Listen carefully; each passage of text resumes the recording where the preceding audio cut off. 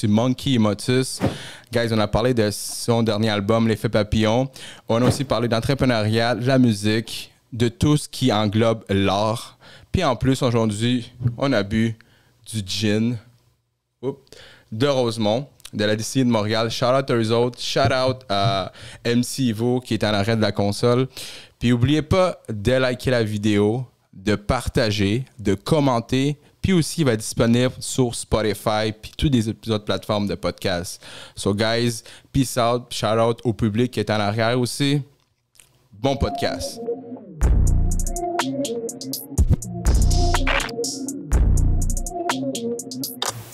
Je suis honoré de recevoir Monkey et Motus, le producer de l'album, du dernier album de Monkey qui s'appelle L'Effet Papillon. Pour commencer, en fait, juste dire, Monkey, là, pour moi, c'est une légende. OG, Original Gangster. OK. Puis, pas plus pour dire aussi, dans le sens, t'es un artiste accompli, je veux dire, tu fais du graph, tu fais du rap, puis avoir toi et Motus ici, là, crazy, parce que vraiment des choses, c'est une surprise que Motus soit là. Yep. Donc, encore plus, choyé, man, de cette opportunité-là, comme toi t'avais dit la dernière fois, lors de tes, justement, t'as fait un discours à l'Effet Papillon, à l'écoute, puis tu disais que toi, tu redonnes beaucoup, puis tu donnes la chance aux personnes, exemple, comme, parce que toi, t'es quand même, ça fait longtemps que t'es dans le rap game, dans l'art et tout ça, puis ça me fait vraiment, vraiment plaisir que tu sois là. Merci. Ben, check, je peux déjà sauter sur cette idée-là. Je donne la chance, oui et non. L'idée, c'est que je m'assure d'être dans des relations où il y a des échanges mutuels, où tous gagnent. Donc oui, c'est vrai que moi, une des choses que je vais apporter dans ma relation, c'est peut-être de la visibilité, de l'expérience, des contacts. C'est ça que je vais apporter, mais Motus, il a tellement apporté aussi. C'est lui qui a permis toute la trame sonore de l'album, tu vois. Donc, quand je présente des gens à mon public, c'est pas juste moi qui est généreux et bienveillant, c'est je présente des gens qui m'aident aussi moi-même à grandir et à croître, tu vois. Quand je présente les Raccoons, les Space Mandela, c'est pas juste moi qui leur donne un espace dans mon audience, c'est moi qui utilise à quel point ils sont fresh pour booster aussi mon audience. Donc, je pense qu'on est tous en échange clair lorsqu'on choisit de justement d'être généreux puis de croire en l'autre et d'aider, de supporter la vision de l'autre à se manifester. Moi, de faire ça toute ma vie a fait en sorte que j'ai c'est le traitement que j'ai reçu à l'international. Les gens m'ont supporté et m'ont aidé à manifester mes rêves, manifester mes projets. En fait, c'est ça, dans le milieu du graphe, c'est un peu, tu sais, l'idée des papes, des rois, Louis XIV, tous ces trucs d'histoire-là, dans le graffiti, c'était l'idée de pouvoir proclamer que tu étais le premier de la lignée. Dans le hip-hop, il y a un truc qui était très important, c'est don't bite. Tu peux pas copier des autres. Tu dois être le number one de qui tu es, tu sais. Puis quand moi, j'étais arrivé à Montréal, il y avait déjà un writer qui writait Monk. Il y avait un writer qui writait Monk SVC. Fait que moi, j'aimais le chiffre 3, donc c'était Monk 3. Mais là, Monk 3, whatever, je savais pas trop. Puis le 3, finalement, c'est un E à l'envers, un E majuscule. Le 3, le E, c'est la même chose. Donc là, j'étais comme Monk E. Si je m'appelle Monk E, je peux être One à nouveau. Okay. Fait que mon choix, c'était soit je suis Monk 3, ou soit je suis Monk E1. Et donc pour moi, j'étais une fierté de dire non, je suis le premier de cette génération. Monk Energy, premier du nom. That's me right there. En plus, il y avait, c'est drôle parce que moi j'avais une question en te demandant qu'est-ce que signifie ton Monkey One, puis tu as répondu à la question. C'est l'énergie, manque de l'énergie. Moi, je crois en une force divine, mais je l'appelle énergie avec un E majuscule pour pas ne porter confusion avec tout le brainwash qu'il y a eu avec les différents noms, les religions, la spiritualité institutionnalisée, tout ça. Donc, moi, je me disais que énergie, c'était la manière la plus proche d'exprimer ma compréhension de ce que Dieu était. Et de comprendre cette énergie-là, de channel cette énergie-là, de danser avec cette énergie-là, a été la clé de ce que je produis présentement. Et donc, l'énergie m'a amené à Motus. L'énergie a fait en sorte que l'énergie de Motus m'inspirait de grandes idées. Donc, naturellement, je voulais faire plus de chansons. Et ça, l'inspiration, c'est in spiritus, c'est dans l'esprit. Donc, l'état d'esprit que tu transportes est la source même de ton inspiration.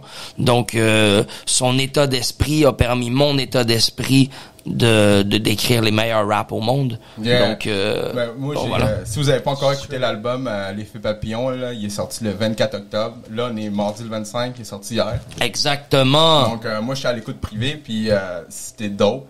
Comme je disais tantôt, je parlais avec Monkey, l'ambiance là-bas, c'est vraiment une ambiance chaleureuse.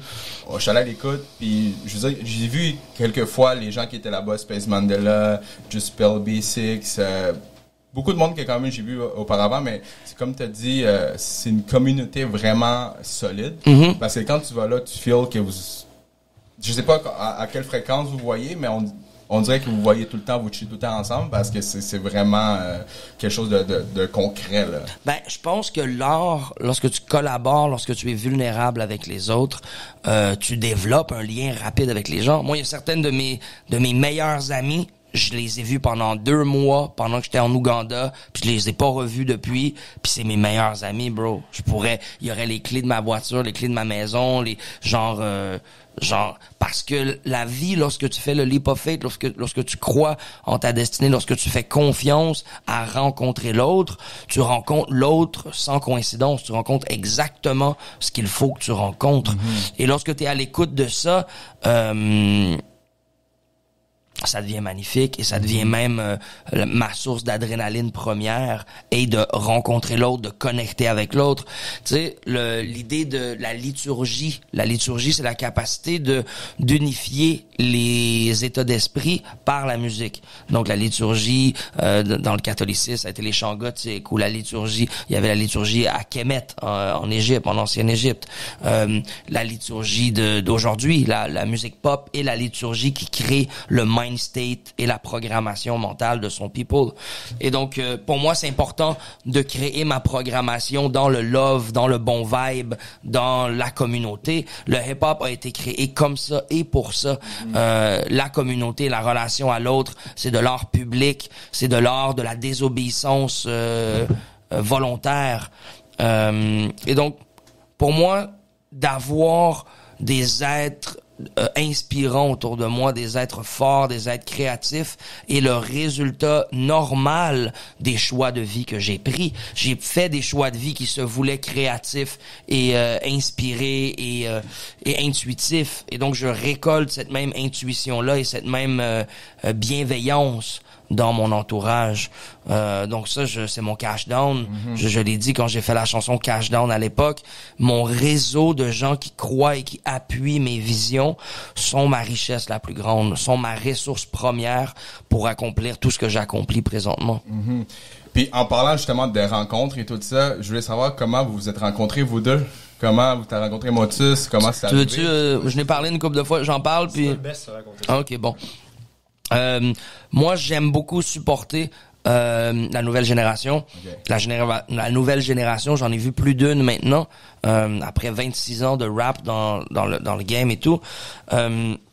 Et à chaque fois, j'essaie de rencontrer les bijoux de la génération, les gens inspirés, les gens qui me ressemblent, les gens avec qui j'ai des affinités. Et chaque génération a son groupe ou de gens qui a du brio ou qui a une affinité avec ma vision culturelle de ce que le hip-hop doit être. Et il y a un jeune il suit mes œuvres depuis qu'il a 9 ans. Il avait acheté l'Aura Medium, ses parents étaient un peu dans le hip-hop, tout ça. Et maintenant, il a plus 9 ans. Maintenant, il est dans la mi-vingtaine et il rappe, il fait du beatbox. En fait, il rappait pas vraiment, il faisait majoritairement du beatbox. Mais moi, chaque fois que je le voyais faire du beatbox, je me disais, t'as tellement de rythme que c'est sûr que tu serais bon en rap, tu sais. Et donc, il s'est mis à rapper plus puis à être motivé dans tout ça. Et je faisais souvent des allers-retours avec mes voyages, comme les gens le savent auprès de moi.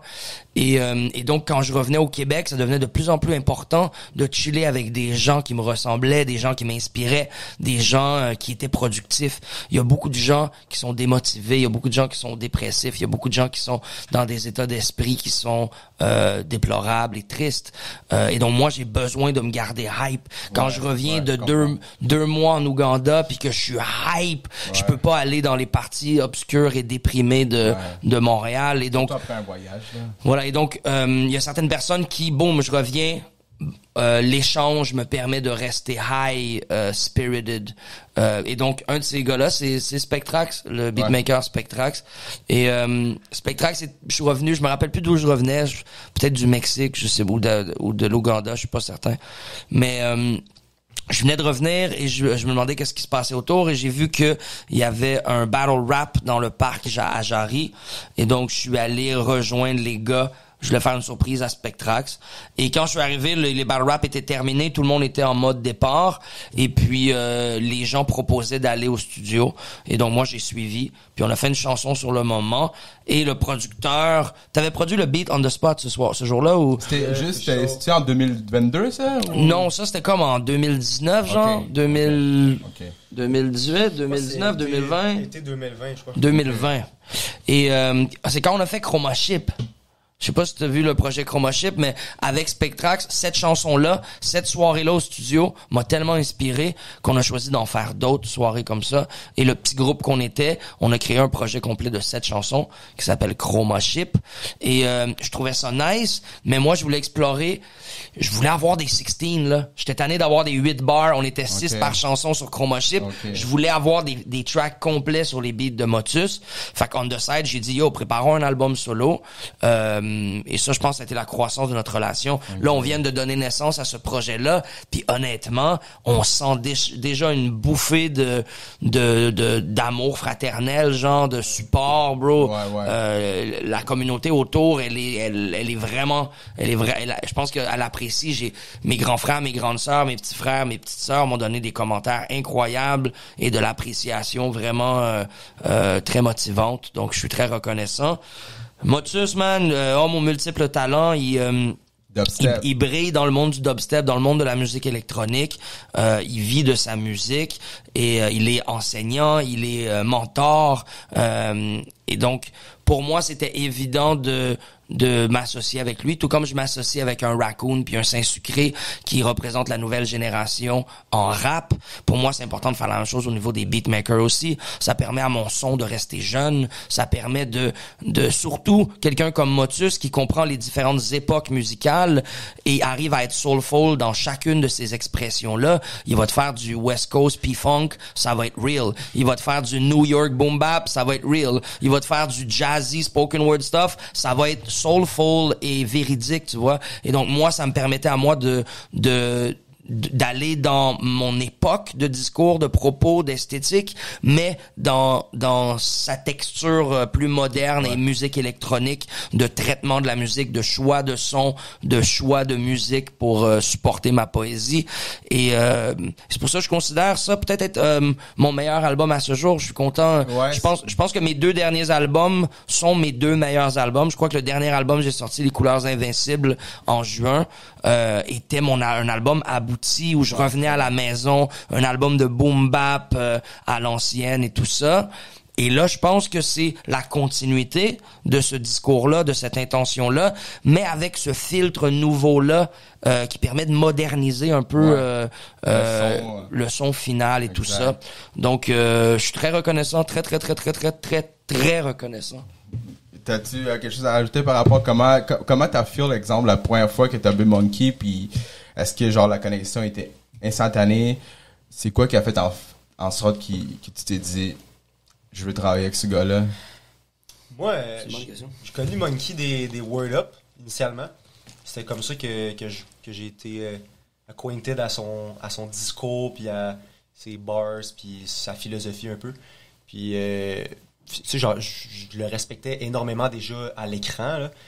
Puis quand on est venu à se rencontrer dans la vraie vie, dans les cyphers, puis tout ça, je pense que mon premier réflexe, moi, dans la vie, quand je rencontre des gens que j'idolâtre un peu, c'est d'essayer de briser cette espèce d'illusion-là, puis d'essayer d'être terre à terre, puis de garder mes distances si j'ai pas vraiment de quoi à parler ou quoi que ce soit. Ouais. Incroyable.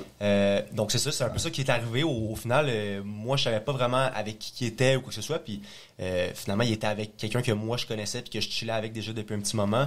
Shout out Frankie Mart d'ailleurs. Ouais, shout out Frankie Mart. Frankie Mart qui m'a introduit à ce cercle d'amis-là, puis dans le fond pour ça j'ai rencontré Spectrax, etc. Puis dans le fond c'est ça, c'est cette fois-là qu'on était au Parc Jory puis que je me suis un peu improvisé une session studio au studio des gars de la Serre. Shout out. Au studio Gloss, Mothership. Ouais, Mothership Gloss, Studio. Fabien, PNP, c'est ça? Ouais. Puis voilà, c'est ça. On est allé au studio avec Monkey puis quelques gars, puis on a slap le beat. La magie. Donc là, c'est ça que tu disais. Fait comme tu disais, comme à cause que pour toi c'était un idole, je sais pas, ben idole dans le sens que tu le connaissais déjà, tu connaissais son travail. Fait que t'as fait en sorte, tu dis, j'ai bien aimé ce que tu as dit, comme tellement. Comme t'as dit, pas aller y parler quand t'as rien à dire, des choses de même, parce que quand tu fais en sorte que tu forces trop quelque chose, c'est tout le temps. Bien sûr. C'est une question de respect, je pense que, tu sais, aller voir quelqu'un puis juste lui donner tes respects puis dire à quel point que t'admires son travail, etc., c'est quelque chose, mais je pense que souvent, les gens essaient d'utiliser un peu comme un pied dans la porte, là, pour arriver à leur fin un peu. Moi, je crois beaucoup à la loi de l'attraction ou peu importe comment vous voulez appeler ça, là. Puis je pense que justement, on a eu cette connexion-là parce que on se connaissait, puis il y avait des gens qu'on connaissait en commun aussi, qu'on avait certaines choses à parler, à discuter, du knowledge à se partager ou quoi que ce soit. 100%. Ah, puis même moi aussi, je pense, c'est qu'au final, le travail parle aussi. Tu sais, il était en studio, il produisait devant nous le soulfulness, la capacité d'adaptation. Des fois, va parler plus organiquement que le désir de vouloir impressionner ou le désir d'attirer l'attention ou non, man, place-toi au bon endroit. Puis ça, moi, je l'ai appris un peu plus tard. Tu sais, ça, c'est un exemple de sagesse que moi, je pense que j'ai appris un peu plus tard. Pendant longtemps, je voulais impressionner, je voulais faire une bonne impression, fallait que ça se passe. Et je réalisais pas que c'est souvent pour ça qu'on m'évitait. Les gens avec qui je voulais connecter m'évitaient parce qu'ils sentaient un genre de pressure ou un genre de truc intense, bizarre. Puis je te dirais, j'ai fait une cérémonie d'ayahuasca et il y a plusieurs personnes qui utilisent l'ayahuasca pour arrêter une addiction qu'ils ont à l'héroïne, à la coke, à la cigarette ou accepter une rupture de couple ou peu importe. Moi, je voulais être purifié de mon besoin chiant d'être approuvé par les autres. Et je te dirais, dans les derniers 3 ans, ça m'a transformé et ça m'a permis de mettre en pratique certaines petites vérités universelles comme ça, tu sais. Si tu vas obtenir ce qui est à toi, fais le travail nécessaire et les choses vont se passer en ta faveur, tu sais. Donne en premier, tu sais. Fais-les les keys en premier. Après, la relation se développera, tu sais. Moi, je le vis beaucoup comme ça. Dans les communautés amérindiennes, lorsque tu rentres, tu donnes du tabac au feu. Lorsque t'arrives chez des amis parisiens, t'arrives avec une bouteille, t'arrives avec des sandwichs, t'arrives avec quelque chose. Tu dois arriver avec les mains, tu dois arriver quelque chose, tu dois apporter quelque chose sur la table. Et moi, je pense que quand il dit, va pas parler à quelqu'un, c'est genre, oui, il y a une table qui est là, mais est-ce que t'es bienvenu à table? Exact. Est-ce que t'as quelque chose à apporter à table? Puis si oui, ben t'as pas besoin de demander la permission. C'est déjà naturellement clair que c'est ta table à toi aussi, parce que tu y contribues à cette table-là. Et sa contribution était évidente très tôt. Même dans sa capacité sociale à voir les différentes énergies entre les différents rappers, entre sa capacité d'être un peu chef d'orchestre pour dire non, faut des plus petits verses, il faut ci, il faut ça, dans sa capacité à laisser à quelqu'un d'autre dire ah ok, j'ai une autre idée pour un layer de mélodie, tout ça, boom. Et donc cette capacité-là me démontrait beaucoup de différentes capacités pour moi qui sont au-delà de juste être capable de faire un beat. Et c'est drôle parce que c'est moi qui a presque tout le temps initié. Yo, on fait un autre track. Hey yo, week-end prochain, t'es-tu? Bam, bam, bam. Puis lui, il était là quand il pouvait être là, il était là. Puis au final, boum, on a 11 chansons qui sont, selon moi, effortlessly bonnes. J'ai pas forcé, j'étais en voyage. Des fois, j'étais sur le coin d'une table au Sénégal. On écrit un track 2 jours avant que je quitte. On l'enregistre. Puis boum, c'est un hit. C'est un truc solide qui se ressent. Donc, moi, je suis très reconnaissant de ça. Puis je pense évident que ça nous motive les deux à en faire un deuxième projet. Donc, puis, tu sais, justement, tu disais comme, t'es allé faire la cérémonie d'ayahuasca, justement, parce que fallait que tu te prouves aux gens et tout ça, pour arrêter de te prouver aux gens. Puis, tantôt, t'as aussi parlé de la collab, des fois, comme, quand tu fais des collabs, parce que moi, je peux faire un peu lien avec, moi, j'ai un éditeur, exemple, quand je fais des vidéos. Puis, tu sais, comme tu dis, des fois, tu pouvais, comme, faire quelque chose pour, OK, ça va marcher cette vidéo, mais j'ai trouvé que quand, exemple, tu collabes avec l'autre personne, puis si juste toi puis la personne, vous avez du fun, man, puis vous voyez que ça marche, c'est plus important. Parce que, par exemple, tu produis, tu fais ton truc, puis après, anyways, pas le succès, mais comme les résultats viennent par la suite, là. C'est vrai, mais c'est vrai que tout le processus créatif demeure imprégné dans le résultat final. Ouais. Donc, si tu t'amuses pas en faisant ce que tu fais, ça va aussi paraître dans ton truc. Puis c'est correct. Il y a des œuvres d'art qui ont besoin d'être faites pendant qu'on est frustré, pendant qu'on est en crise existentielle. Ça aussi, c'est nécessaire des œuvres qui prennent ce feeling-là. Mais t'as pas envie d'être limité à ce feeling-là constamment. Exact. Là, je vais parler un peu de votre dernier album, L'Effet Papillon. Let's go! Donc, on a des collabs avec Masla, Logic Army, Apex Zero, Raccoon, Space Mandela, Saint-Sucré, Kielisa, Aldo Gizmo et Spectrac. Puis le dernier vidéoclip qui est sorti aujourd'hui, là ça va sortir la semaine prochaine, c'est avec MC Mo puis Black Roda, Lofty-Yo. C'est badaboum. So, moi je veux savoir... T'as beaucoup de collabs que t'as fait à différentes places. Ouais. Je veux dire, t'es au Sénégal, t'as même avec des rappeurs de Londres. Aussi. Comment t'as fait ce type de connexion-là? Ben, moi, c'est que je voyage 6 mois par année, puis comme je veux continuer à être productif, j'essaie de voyager dans des endroits où j'ai déjà un refuge créatif. J'ai déjà un endroit pour acheter de la peinte. J'ai déjà des boys pour m'accompagner en mission. J'ai déjà un studio pour enregistrer. Moi, je fais pas juste accumuler plein d'étombes de plein de pays sur mon passeport. Quand je développe une relation avec un pays, j'y retourne constamment pour y échanger nos ressources à long terme. Et donc, l'Angleterre, c'était ma 3e tournée là-bas. À travers les communautés End of the Week, je suis très relié à l'Angleterre. La fin des faibles, j'étais champion 2012, 2013 et 2014. Et en 2013, la finale mondiale était à Londres. C'était ma première fois à Londres. Mais je suis retourné 2 fois depuis en tournée. Et donc là-bas, j'ai fait des tracks avec des gros rappeurs, des activistes, des légendes de l'underground en anglais. Et avec le Sénégal, c'est la même chose. Peu importe, comme là, je repars. Là, je vais faire Colombie, Portugal, Sénégal, Gambie, Ouganda, Tanzanie et Rwanda. Donc là, ça, c'est mon hiver, right? Et donc...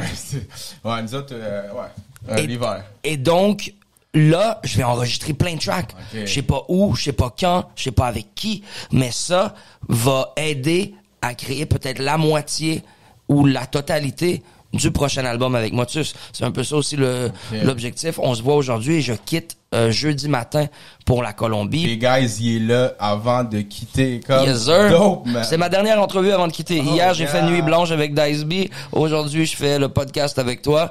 Puis après ça, je quitte... Donc, tu quittes le jeudi. Non, genre 36 heures. 36 heures, Colombie, faire de la musique et tout ça. Ouais, en fait, je m'en vais faire aussi de la peinture à l'huile. Je m'en vais développer ma relation aux galeries d'art, au muralisme là-bas, à l'industrie du muralisme. Je m'en vais juste aussi apprendre. Quand je vais là-bas, c'est pour éponger les traditions, la culture, les couleurs, les manières de peindre, de chanter, de voir le monde. C'est ça, toi, tu vêches pas là, quand tu t'en vas en voyage. Moi, l'idée du YOLO, là, je te dirais que je suis peut-être une des personnes qui le vit le plus dans mon entourage. C'est juste que de concevoir qu'est-ce que tu fais avec l'idée de YOLO. Mm-hmm. Moi, je sais que je peux partir demain. Donc, aujourd'hui, je dois vivre ma best life. Et ma best life, pas au dépourvu des autres. Genre, je vis ma best life, fuck les autres. Non. De vivre ma best life en communion avec l'ensemble de ce qui existe autour de moi. Je me dois de peindre tous les jours, de rapper tous les jours. Je me dois de sortir un album maintenant. Parce que si je meurs dans 2 mois, cet album-là n'aura pas vu jour. Mm-hmm. Moi, je sais que je vais inscrire une discographie, une biographie, jusqu'à mon dernier souffle. Je vais faire de la poésie, je vais écrire, je vais peindre jusqu'à mon dernier souffle. Et donc, pour moi, je sens comme une course contre la montre de produire le plus entre le jour de naissance et mon jour de mort. Et donc, c'est pour ça que la vie, je vis dans l'urgence. Je vis dans une productivité obsessive. Si je suis 3 semaines en Colombie, je vais être heureux si je fais 4 toiles, 3 murales, 2 concerts, 2 nouveaux tracks, visiter une île, je sais pas trop où, aller faire une cérémonie de je sais pas quoi. Il faut que ce soit plein. J'ai des missions, plusieurs missions par jour. Et pour moi, c'est comme ça que je vis ma vie parce que demain n'est pas promis. Donc, je me dois de vivre ma vie présentement. Et donc, voilà. Puis, je voulais savoir, exemple, là, quand vous avez fait l'album là, en collab avec Motus et tout ça, c'est quoi a été le plus gros obstacle pour toi durant, s'il y en a un, s'il y en a un? C'est intéressant. Il n'y a pas eu beaucoup d'obstacles. Hein? Enfin, c'est ça qui rend un projet intéressant.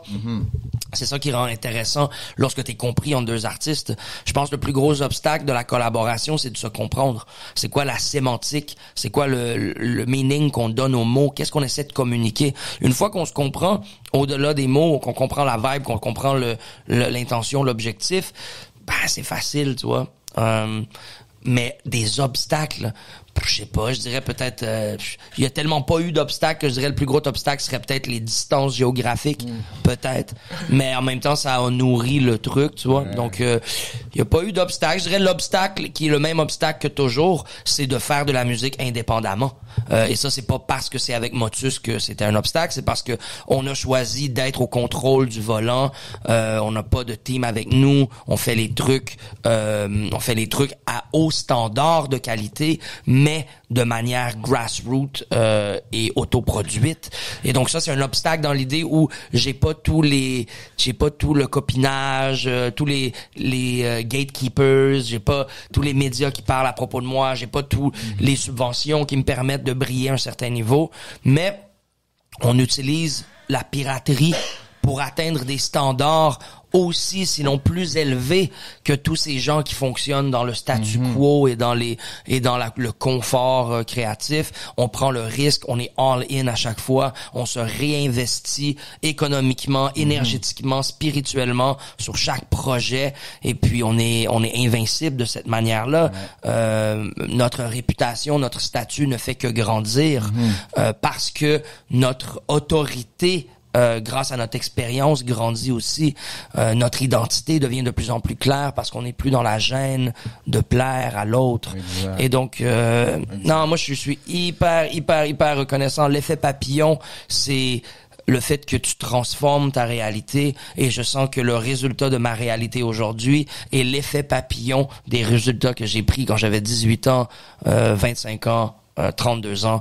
Et donc je me sens très heureux de célébrer le papillon qu'on devient. Exact. On continue à grinder comme des chenilles, on continue à introspecter comme dans le cocon, mais on peut vivre simultanément la célébration colorée d'être un butterfly dans le moment présent parce que la vie est courte.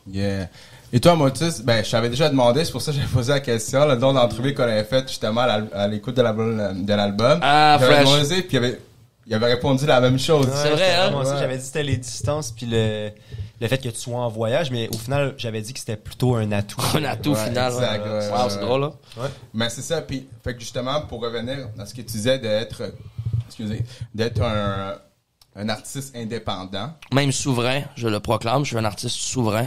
Okay. L'ensemble de ce que je produis est une relation directe avec le divin. Donc, personne n'a d'autorité autre que moi et ma relation au divin.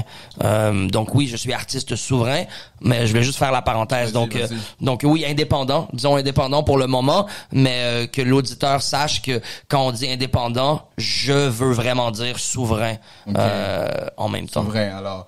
Et en fait, puis je voulais savoir dans ce parcours-là, parce que si je me trompe pas, t'as 75 albums produit par toi-même? Non, j'ai 21. Je suis rendu, je les calcule plus tous de la même manière parce que certains de ces albums-là, comme tout à l'heure, en dehors des ondes, on parlait de l'album Pérou Bravo, qui est un album que j'ai enregistré au Pérou. C'est un album que j'ai fait, mais je l'ai juste coproduit, donc il est pas sur mes réseaux sociaux à moi. Mais tu vois, juste sur mon Spotify à moi, là, j'ai 14 albums que je gère.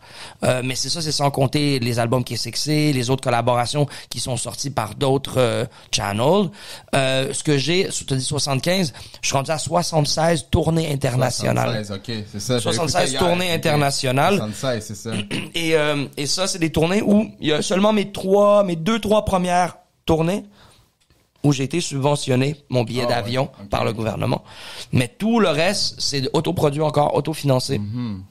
Puis, justement, parce que mon podcast, ça fait en sorte aussi, comme créateur de contenu, artiste, rappeur, mais aussi ça touche l'entrepreneuriat. Puis on sait qu'un artiste, un entrepreneur, clairement, veut pas, clairement, pas le choix. Dès que tu sois subventionné ou pas, comment tu fais, toi, pour exemple, gérer ça, justement, comme c'est tout de tes poches? Ben, moi, je dirais, j'ai réussi à faire des profits en limitant mon luxe.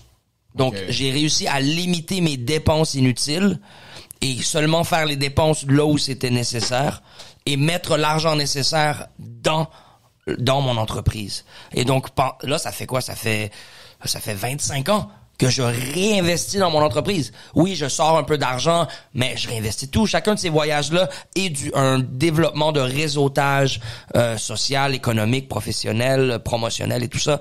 Et donc, c'est pas facile. C'est pas donné à tout le monde d'avoir certaines qualités comme de la retenue ou de la patience ou mais moi j'ai eu la chance d'avoir ça. Je suis pas amoureux de l'argent. Je suis amoureux de la liberté. L'argent peut procurer une forme de liberté, mais le temps me procure une autre forme de liberté. Donc moi je préfère avoir beaucoup de temps pour investir comme je veux mon temps.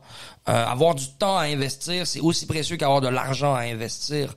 Et donc je vois ma business de cette manière-là. Moi, je sais que je suis mon REER. Je suis, lorsqu'on va m'inviter à faire des conférences à 15 000 $ pour 1 heure de conférence, c'est c'est comme ça que ce monde fonctionne. Lorsque tu fais croître ta valeur et ensuite, tu peux la traduire dans différentes manières de faire de l'argent. Donc moi, mon objectif, ça a toujours été ça, d'avoir confiance, d'avoir foi, de miser sur ma propre valeur à moi, d'être all-in à chaque fois. Dès que je regagne une mise, je remets la mise all-in, je réinvestis. J'ai pas tous mes œufs dans le même panier, parce que mon panier a plein de petits paniers qui sont des médiums différents, des manières différentes de faire de l'argent. Mais je suis le panier. Je suis le umbrella en dessous de tous tes projets, de tous mes projets. Et je suis ultimement la seule valeur qui peut être préservée selon moi à long terme est ma valeur humaine, ma valeur réelle, pas ce que je possède, et c'est pour ça que YOLO, pour moi, c'est l'idée de je dois accomplir le plus possible, je dois démontrer the potency of my artistic identity. And it is shown, et c'est démontré par la constance d'idées et de productivité. Donc moi, c'est comme ça que je vois ma business. Je me dois de travailler tous les jours. C'est faux l'idée que les artistes, c'est des paresseux. La plupart des artistes travaillent le double parce qu'ils sont et entrepreneurs et employés de leur propre entreprise. Et donc, moi, c'est le travail qui m'a attiré dans l'idée d'être un artiste. Ce n'est pas la paresse. Je me sens mal lorsque j'ai pas de projet, et c'est pour ça que je produis à la vitesse et à l'intensité avec laquelle je produis. C'est que ma business dépend de la qualité de ma production et de la quantité de ma production. Donc, je m'assure d'avoir un standard de qualité et de quantité dans tout ce que je produis. Ben oui, c'est ça. Parce que moi aussi, je me sens comme un artiste. Puis je sais que ce que tu dis, c'est tout totalement réel, justement, parce que je peux te comprendre dans le sens que tu dis, quand t'as aucun projet, quand tu fais rien, c'est comme, on dirait que c'est déprimant, bien sûr. T'es comme, qu'est-ce que je fais, man? C'est quoi, man? Je suis curieux. Répondons à cette question-là, toi aussi. Moi, je trouve... Parce que toi aussi, depuis combien de temps tu gagnes ta vie avec ta musique? Je crois que ça va faire 5 ans cette année. 5 ans que tu gagnes ta vie avec ta musique. Comment tu te soutiens? Comment ça a été quoi ta manière de réussir à passer les marées hautes et les marées basses? Je crois que j'irais avec la même réponse que toi. Là. Moi, je suis quelqu'un qui dépense pas nécessairement beaucoup dans la vie. J'ai même décidé d'aller habiter chez ma mère pour que ça me coûte encore moins cher. Bonne idée. Pour essayer d'avoir le plus possible en ma possession pour être capable de faire des choses plus tard. Et en ce moment, je suis en grosse phase d'accumulation. Puis c'est ça, je trouve que en tant qu'entrepreneur, c'est vraiment important d'avoir cette espèce de vision-là à long terme aussi, parce que je pense que ce qu'on vit en ce moment aussi, dans un sens, c'est éphémère. Je pense que Monkey, c'est un contre-exemple. Mais moi, par exemple, j'ai de la misère à voyager. Là. Mettons, j'ai fait des tours dubstep. Puis c'est quelque chose qui me draine beaucoup. Je vois pas beaucoup mes proches. C'est quelque chose que je pense que j'ai besoin. Je pense que Monkey est un peu différent de moi sur ce sujet-là. Fait que je trouve que c'est cool d'avoir une différente réponse aussi. Je suis d'accord avec la majorité des points que tu as dit, par exemple. Mais c'est ça, je pense que moi, en général aussi, je me sens un peu comme un parasite quand je travaille pas. Parce que ce que ça fait en sorte, c'est ça remet un peu les choses en question dans le sens quand tu es salarié, tu as du capital qui rentre constamment, tandis que quand tu es entrepreneur, souvent ça va être comme un peu des amoncellements d'argent un peu ici et là. Puis il faut un peu que tu planifies d'avance pour être sûr de pas en manquer. Puis si tu veux faire des projets, justement, faut que tu deviennes un peu greedy si t'as personne qui te manage. Parce que quand t'as un manager ou un booking agent, ça devient un peu impersonnel. Là. Tu vas comme commencer à refuser des bookings ou quoi que ce soit, etc. Tandis que quand c'est toi-même qui réponds à des messages, etc., ça peut être plus touché un peu au niveau personnel. Là. Les gens commencent à le prendre personnel que tu cares sur le projet. Alors que des fois, la vision est juste plus grande, mais c'est difficile à expliquer quand on négocie une facture ou quoi que ce soit. Là. Fait que, c'est ça. Je pense qu'en général, j'essaie d'en garder le plus possible, d'en sortir le moins possible. Puis je pense que je commence à value aussi les relations que j'ai. Comme qui disait, je reviens sur ce que tu disais tantôt, sur le fait que je t'écrivais pas vraiment pour qu'on collabore ou quoi que ce soit. Moi, je suis comme rendu à un point que je me suis vraiment fait un peu... dire des salades. Je me suis fait dire des salades. Tu sais, les gars sont comme j'ai vraiment le goût de faire ça, etc. Puis finalement, tu sais, je suis là, mettons, 1 an plus tard, puis il n'y a rien qui s'est passé. Puis quand que je commence à parler d'investir de l'argent puis tout ça dans le projet, là, ça commence à débarquer. Fait que, donc c'est pour ça que j'essaie de moins possible.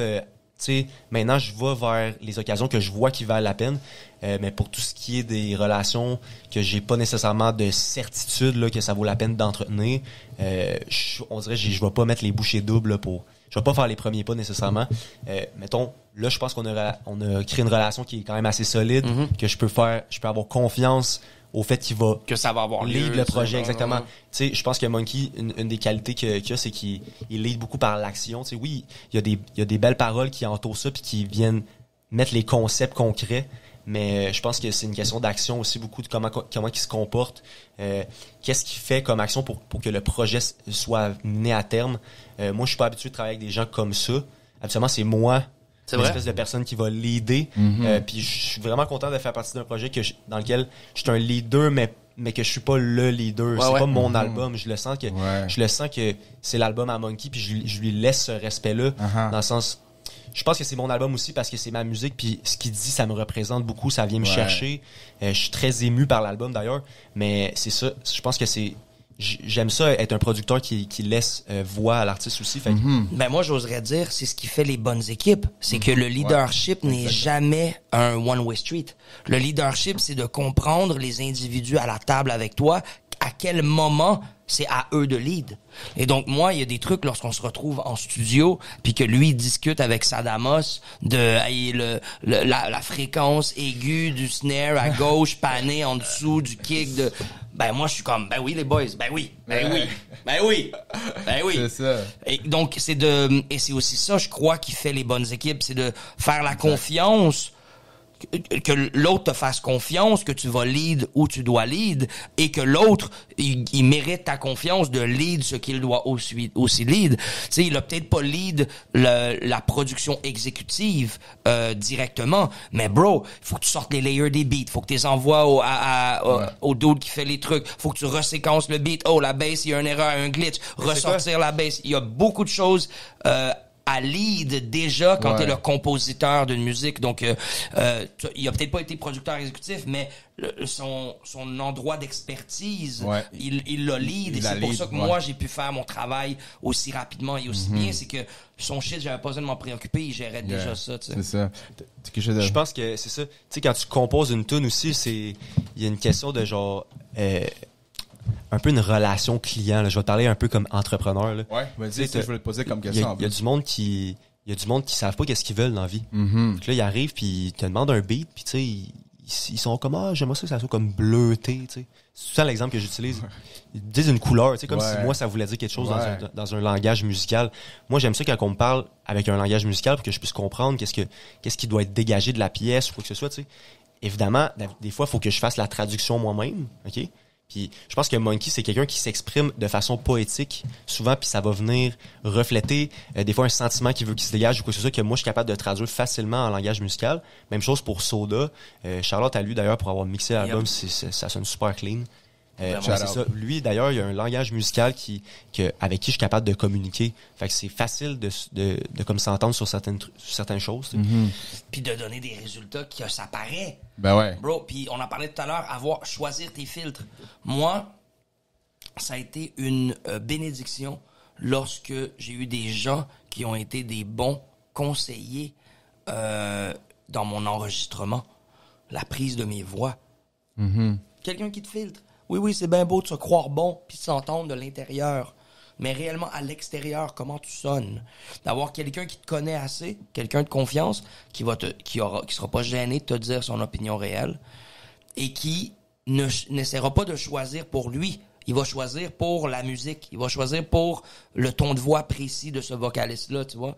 Et moi, Sadama, c'est lui qui joue ce rôle-là depuis 6 ans, peut-être 6-7 ans sur mes projets.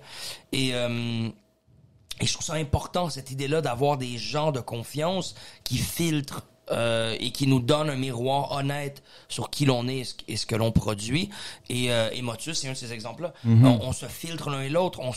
C'est comme de rehausser l'idée de 1 + 1 fait 3. L'idée de lorsque tu es unifié sur une idée unique, il y a un état d'esprit supérieur qui existe. Et comme l'inspiration est sous l'influence de l'état d'esprit, de l'état d'esprit autour, c'est lorsque t'as une communication, il y a une compréhension d'où tu vas, que cette vision-là est multipliée et amplifiée. Et si elle est claire pour 2 personnes, elle va être plus facilement claire pour 3, puis pour 4, puis pour 4000 après, tu vois ce que je veux dire? Et donc, moi, ça, c'est important pour moi d'avoir des gens qui m'aident à, comme tu dis, traduire mon émotion. Ah, yo, t'es censé être... T'es censé être en colère, bro, sur ce track-là. T'es pas censé être triste. Et là, je te sens, tu vois, t'es un peu trop laid back. T'es trop... Genre, relève l'énergie, là. T'es censé... Faut qu'on sente... Tu vois, et donc, c'est comme d'avoir un coach en théâtre, ou c'est comme avoir quelqu'un qui t'aide à pinpoint l'intention ou la texture particulière que tu devrais incarner à ce moment-là.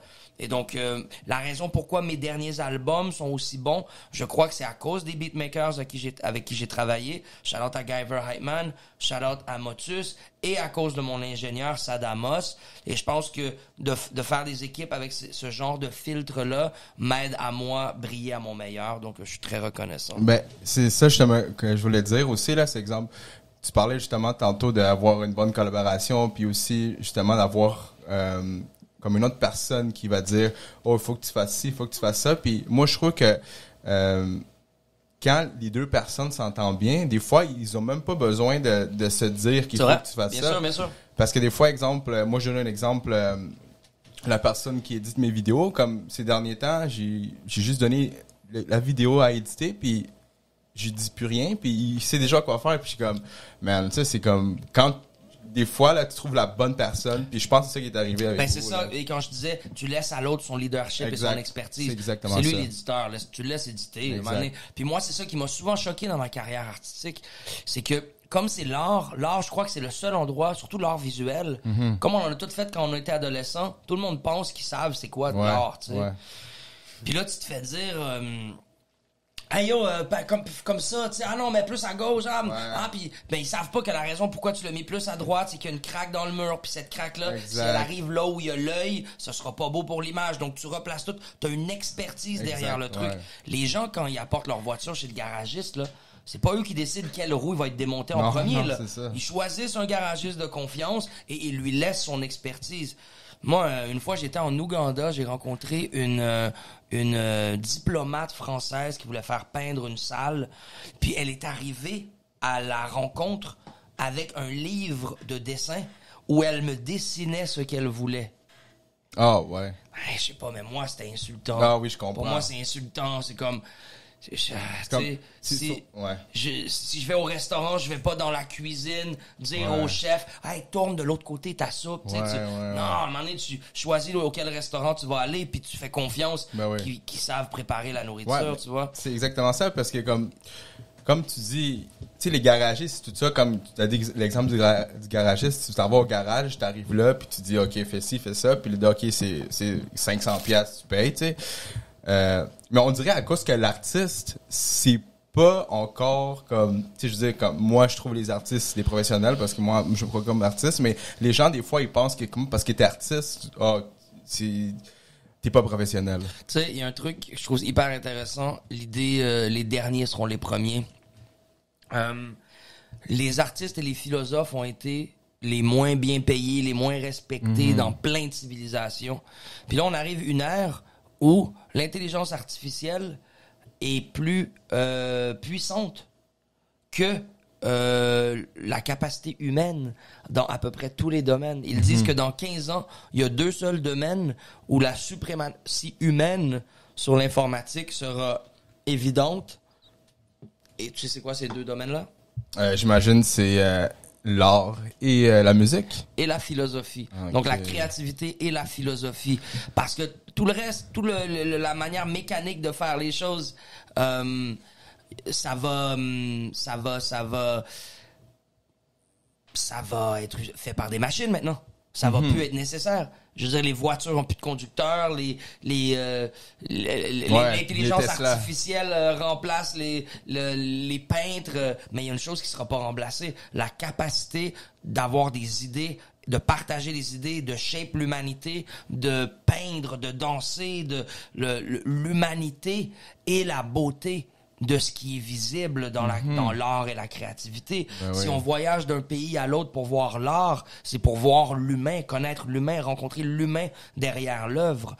Et donc, moi, je crois qu'au contraire, là, présentement, être un artiste, être un philosophe va être la chose qui devra être reconnue comme la plus valable présentement. Exactement. On rentre une ère où les philosophes seront les leaders de ce monde, les peintres seront les leaders de ce monde, les penseurs et les créatifs et les inventeurs seront les leaders de ce monde. Donc, moi, je veux enlever ça de l'idée là que t'étudies au cégep en philosophie, t'auras pas de futur.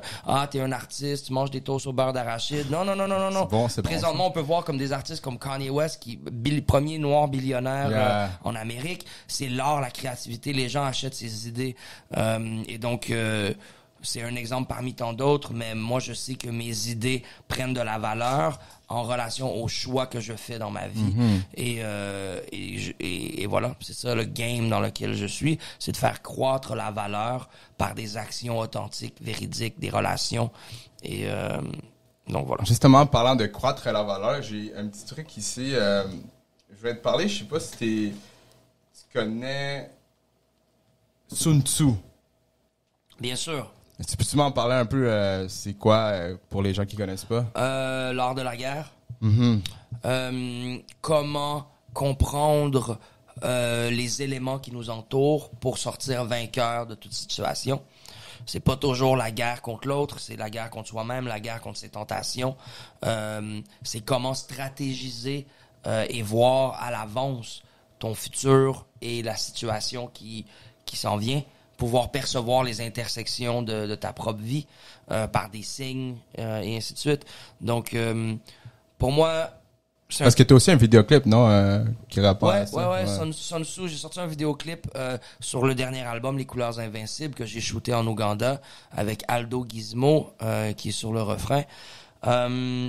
Ben, pour moi, c'est... Honnêtement, je me sens comme un survivant, là. D'avoir réussi à ne pas avoir de 9 à 5, d'avoir contourné tous les obstacles qu'on m'avait dit que je vais échouer, d'être encore là, brillant, flamboyant, en santé. Ouais. Pour moi, c'est... Puis là, t'es plus de 9 à 5, t'es de 9 à minuit, man. Quand t'es artiste, ça Mais c'est mon 9 à minuit à moi. Ouais, Et puis, ce 9 à minuit-là, c'est l'idée que je suis l'autorité de mon 9 à minuit. Et donc, moi, je suis reconnaissant, je suis très reconnaissant. Puis je sais que tu t'en vas en voyage jeudi. En Colombie en premier. Exactement. Puis là, j'ai quelque chose pour toi, là. Parce que là, j'ai un petit truc, peut-être...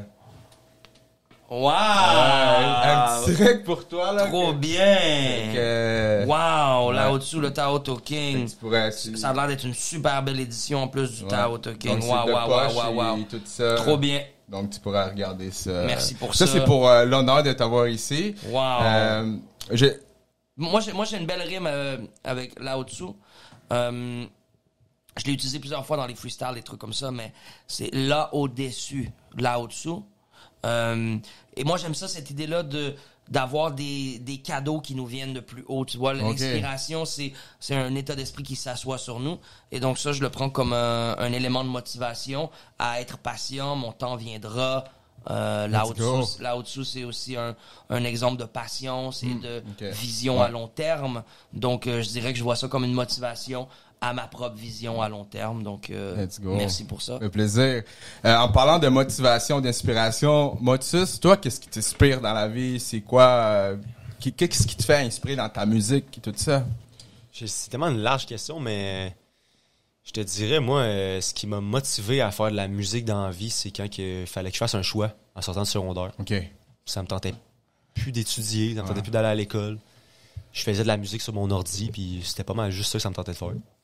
Fait qu'à un moment donné, j'étais allé comme à l'école beaucoup, étudier plein d'affaires qui m'ont pas nécessairement servi quand il y a question de production, mais qui ont vraiment ouvert mon esprit à toutes sortes de musique, puis toutes sortes de façons aussi de composer puis de créer.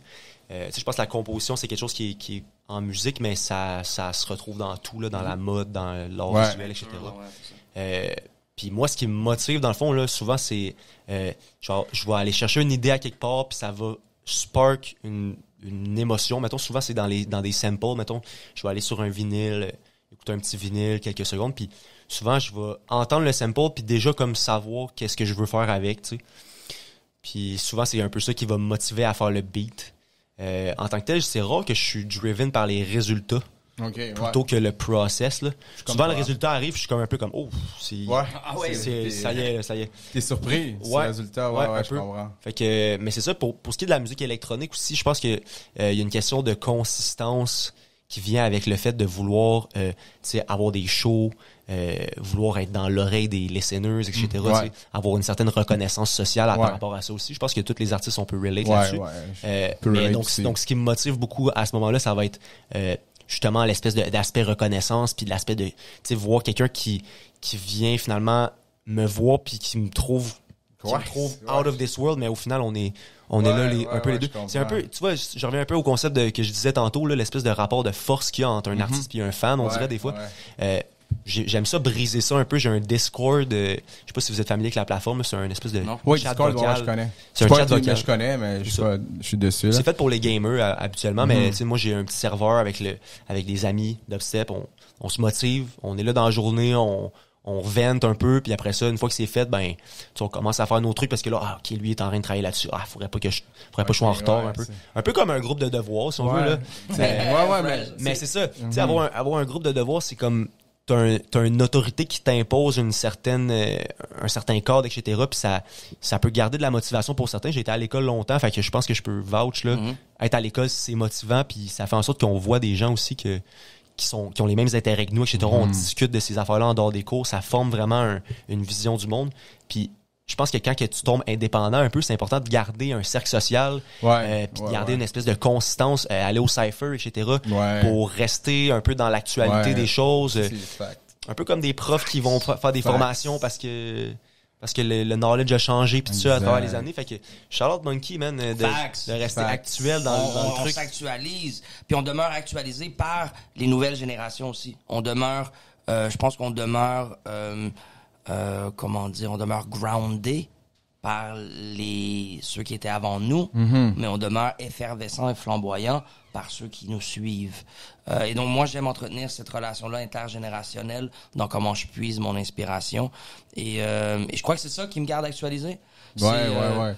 Et c'est de reconnaître aussi que on peut actualiser qui je suis, on peut pas le rajeunir. Tu vois ce que je veux dire? Je suis ce que je suis et je dois jouer le rôle que je joue, tu vois.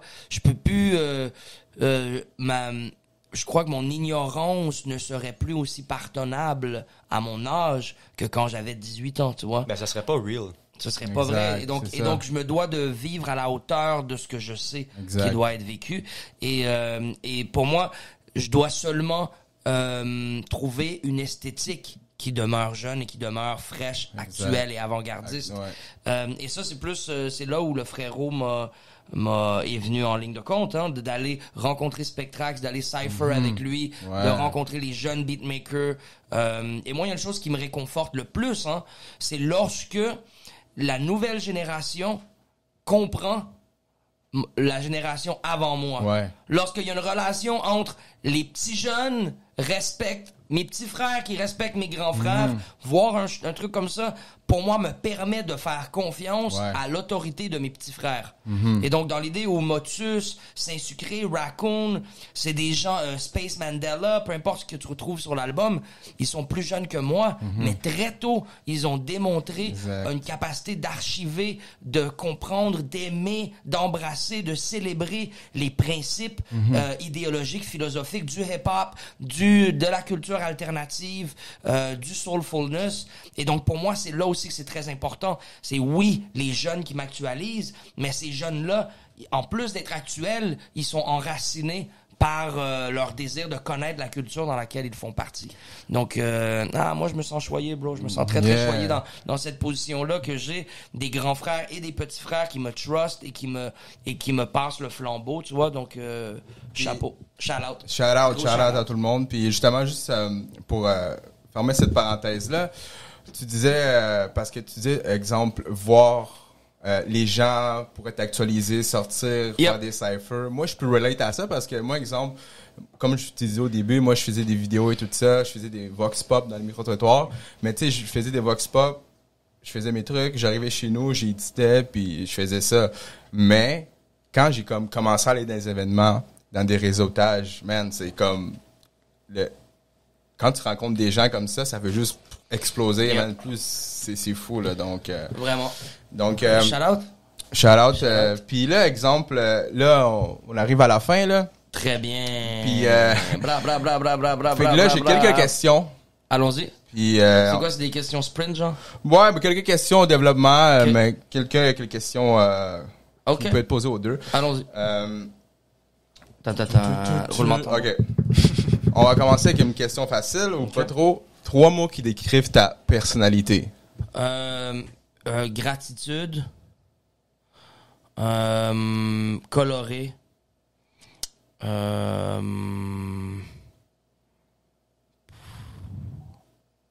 sais pas. Amoureux. Alright. Voilà. Je peux pas topper off. Vas-y. Je sais pas, ben, je dirais posé, stressé. Ouais, contraste. non, mais... Alright. Puis, Là, un troisième. Un troisième? Je sais pas. Ta personnalité. Funny. Ouais. Bon, il y a pas dit créatif et inspirant, mais bon, moi, je les rajoute en sideline. Mais on dirait que... spécial à créatif et inspirant. On dirait que les artistes, quand ils vont jamais être comme... C'est comme... Tu peux être créatif, là. Ouais, non, mais moi, honnêtement, j'aime pas l'arrogance. Mais j'aime pas la fausse modestie. Ouais, aussi, ouais. Je dis ce que je pense, puis oui, des fois, je suis prétentieux, puis oui, des fois, je suis déplacé, mais au moins, je suis pas faux. C'est comme ça que je me sens, tu vois. Donc, j'apprends à vivre avec ça, à accepter le fait que mon opinion de moi est une opinion parmi des milliers, mais je dois être honnête sur c'est quoi mon opinion à moi personnelle. Donc, on a encore un petit 10 minutes encore, juste pour vous dire. Life is good. Donc, j'ai aussi... Okay, ça, c'est une question qui vient, en fait, de Daniel DLP. Qui est là, Daniel Lemlampori. C'est une question quand même très, très bonne question. Il fallait que je le shout-out. Shout-out à Daniel. Je pense que s'il y a des gens qui écoutent, allez voir. Daniel et moi, on a fait un battle des mots. Et on sait pas qui a gagné. Donc si quelqu'un peut écrire ça dans les commentaires, allez voir. Moi et lui, on a fait un battle des mots à plus on est de fou, plus on lit. Je pense que c'était une des dernières éditions, si c'était pas la dernière édition. Donc s'il y a quelqu'un qui a la réponse, écrivez ça dans les commentaires. Ils vont se faire offrir par le podcast $1000, c'est ça? Ouais, $1000 en Monopoly. Exactement, $1000 Monopoly. OK, guys. So, donc, ça, c'est une question. Dans ta vie de performeur, comme rappeur, je sais pas si t'as fait des lectures de poésie, quelque chose comme ça. Pole dancing aussi. Ah, ben, OK. Je veux savoir, c'est dans quelle présentation ou concert que t'as fait où tu t'es senti le plus vulnérable? Wow, vulnérable. Ben, je dirais, je sais pas si vulnérable c'est le bon mot, mais qui a été demandant au niveau de ma timidité, de mon... vulnérable, on peut dire ça. J'ai fait un show au Sénégal dans un stade plein de foot de 6000 personnes et j'étais le seul qui avait un taux de mélanine bas et questionnablement bas. Tu vois ce que je veux dire? Oui. Genre... tu es la minorité visible, mais très visible à ta manière, tu vois. Et donc, moi, je trouve ça intimidant lorsque tu es visiblement complètement différent de l'autre. Parce qu'au final, au-delà de ce qui est visible, on est tous très différents les uns des autres. Mais là, lorsque, dans l'immédiat, les gens le savent que tu es d'ailleurs et que tu dois performer devant 6000 personnes, ça, je te dirais que ça a été un concert où j'ai été vulnérable. Et ce qui a été drôle, c'est que j'ai fait le stade, ça a été à merveille, incroyable, truc de fou, mon show le plus incroyable que j'ai fait de ma vie. 2 semaines plus tard, je me fais inviter au même stade pour reperformer une deuxième fois. Ouais. Donc là, j'ai mon impression et mon expectation que ça va être le meilleur show de l'univers. Puis j'arrive là-bas, les shows, les gens qui font les premières parties font 1 ou 2 chansons. Et il y a comme 60 premières parties. Oh. C'est pas des blagues, là. Sur le premier show, il y avait 5000 personnes qui étaient là. Moi, j'étais 42e de 58 premières parties. OK. Et donc, j'étais vers la fin. Donc là, je suis arrivé quand il y avait vraiment tout le monde. Mais là, sur le show d'après, ils m'ont fait passer 8e. Et donc, il y avait personne. Donc, c'était un salle de 6000 personnes où il y avait 500 personnes environ. Et donc, ça, je te dirais, ça a été encore plus vulnérable parce que là, j'avais réussi à passer... la crainte de ne pas réussir devant 6000 personnes. Et là, je croyais reproduire un succès. Et là, j'ai été mis dans un contexte très différent. Que là, cette fois-ci, c'était vide, mais que je devais performer au même niveau, tu vois. Ouais, je comprends. Je dirais, ce moment-là, ça a été une série de concerts très, très vulnérables, mais la vulnérabilité te permet, une fois bien investi, de faire croître tes projets. Si sa musique à Motus est aussi bonne, c'est parce qu'elle est vulnérable. Si mes albums sont aussi deep, c'est parce que je me permets d'être vulnérable. Être soi-même est une vulnérabilité en soi. Tu te permets d'être jugé. Si tu joues un rôle puis qu'on juge le rôle que tu joues, ben c'est beaucoup moins douloureux. C'est pas toi, c'est un rôle que tu joues, tu t'en fous. Exact. Mais si c'est toi que tu présentes de manière honnête et on juge ça, c'est toi qu'on juge, là, c'est ton soul, ton âme, tes goûts, ta personnalité. Et donc, shout-out à tous les gens qui sont vulnérables. Shout-out à tous les gens qui choisissent de quand même foncer vers les choses qui leur font peur. C'est comme ça qu'on grandit en tant qu'humanité aussi. Donc, exact. Big shout-out. Moi, je dirais c'est ça. Toi, t'en as-tu eu un moment où tu t'es senti vulnérable, performer? Moi, je dirais, je suis sûr que si je devais rapper, genre, je serais méga vulnérable ou chanter... Puis ça m'est jamais vraiment arrivé. Non plus, on dirait que je ne vais pas dans cette zone d'inconfort-là, niveau performance. Là. Je suis pas un... Toi, tu joues ta musique. Ouais. T'es DJ, mais tu joues tes productions à toi. Ouais, je dirais que maintenant, mettons, là, je joue probablement 90-95% de mes sets, c'est juste des tunes que j'ai composées.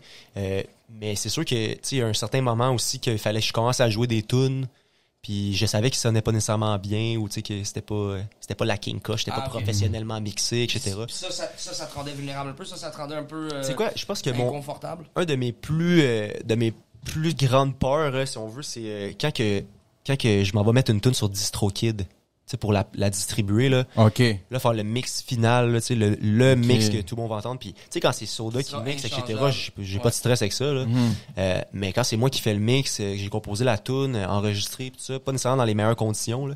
Je pense que c'est une question d'avoir confiance en ça aussi assez pour dire que c'est pas la dernière que je vais mettre en ligne, là. Donc, si jamais quelqu'un dit, le mix est pas tant bon sur celle-là, ben, tu sais, je veux dire, c'est à ce moment-là qu'il fallait que je la release, là, tu comprends? Ouais, je comprends. Je vais pas commencer à attendre 3 ans d'être meilleur à faire un mix pour que la musique sorte.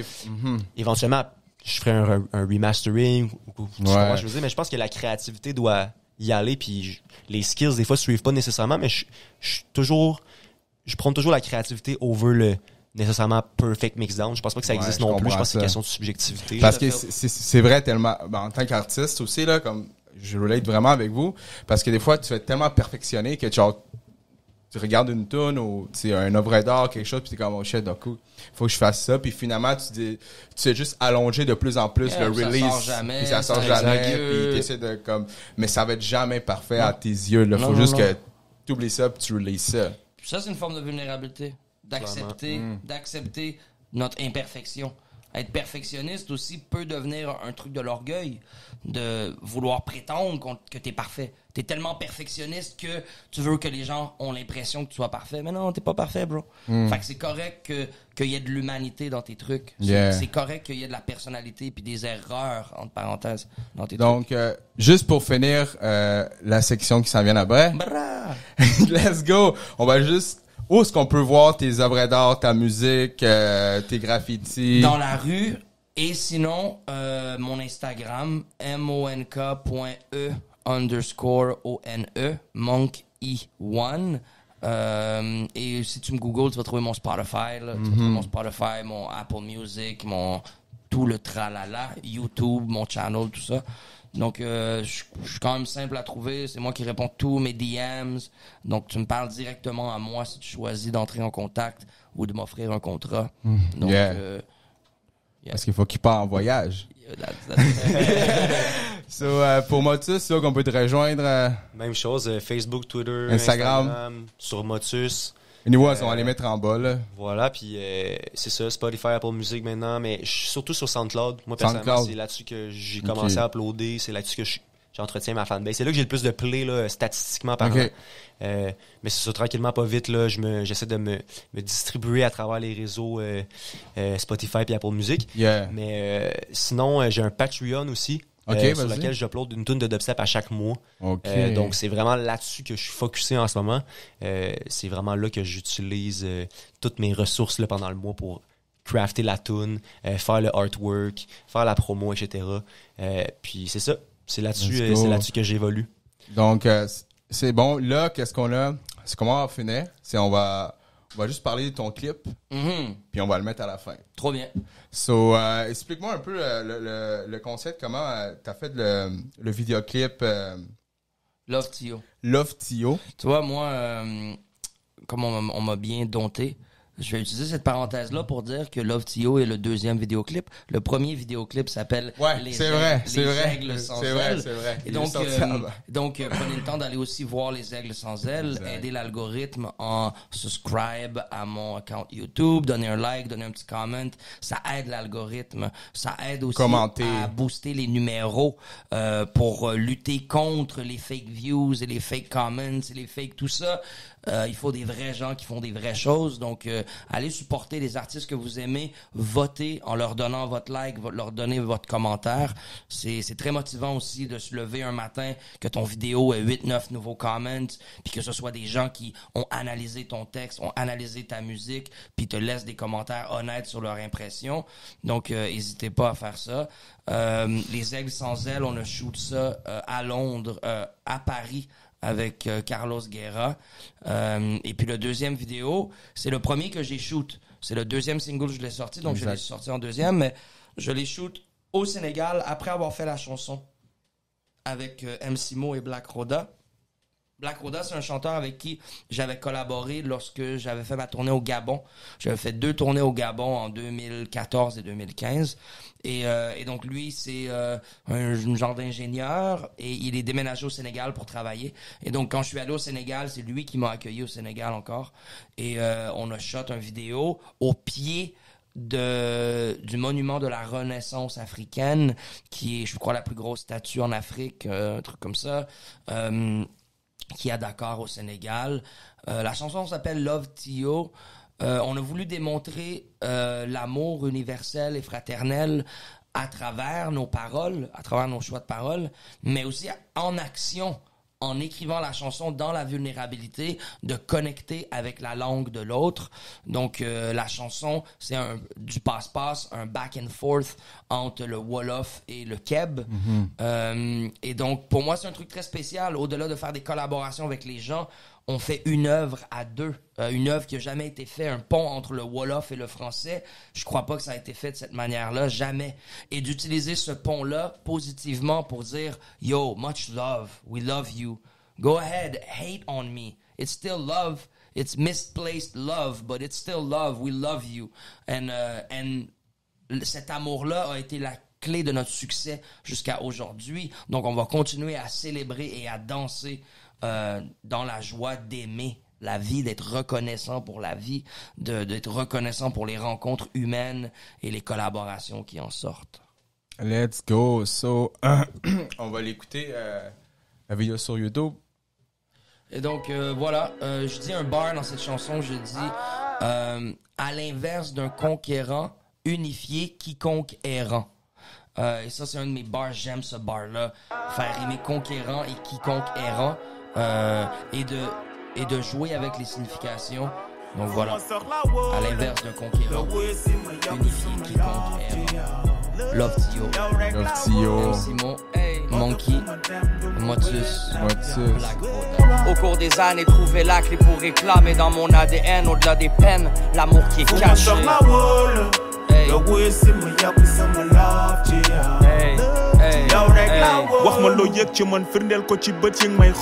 On gardera l'amour malgré vautours et piranhas. Les temps sont durs mais je t'assure qu'il ne faut pas que tu noies. Unite and ride slow. Really love my life, yo. Entre nous y'a que du love.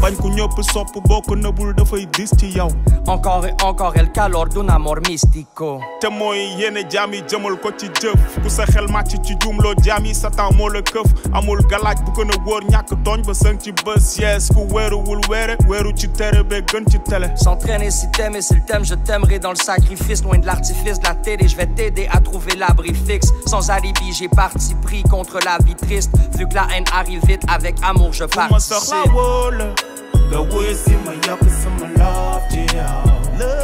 Yow rek la wóolu moo tax fu ma dem du ma wéet nag yow.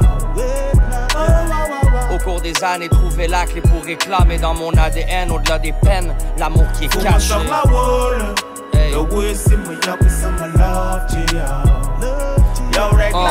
Yeah, love to y'all. Quand j'apporte du nord de Montréal, je raconte mes contes sur plusieurs continents. L'unité du don présent, même si le nombre est grand. L'inverse d'un conquérant, unifié qui conquérant. Au-delà de la compé, être compétent. Le silence immense cache un son géant. Que de l'amour malgré la haine à mon dépens. Sinon l'ombre s'étend et c'est de elle qu'on dépend. Waxtaan buñ weer ci dëgg gën a dëgër bâtiment. Naxante day naxasal diggante dëgg compliment. Complètement mon kémo la we love you complètement. Ku say bët di tàkk sa xol di lëndëm motatoo nit. Because nit mooy garabu nit xam-xam le la du miig. I got a love for everybody waruma tus ci yow. Wonoo ma te gisuma teewul naa la show love. Koo fi mënti doon seetu nga ci man one love. Nga wuyu si ma yokk sama love ci yow. Yow rek la wóolu moo tax fu ma dem du ma wéet ndax yow. Au cours des années, trouver la clé pour réclamer dans mon ADN, au-delà des peines, l'amour qui est caché.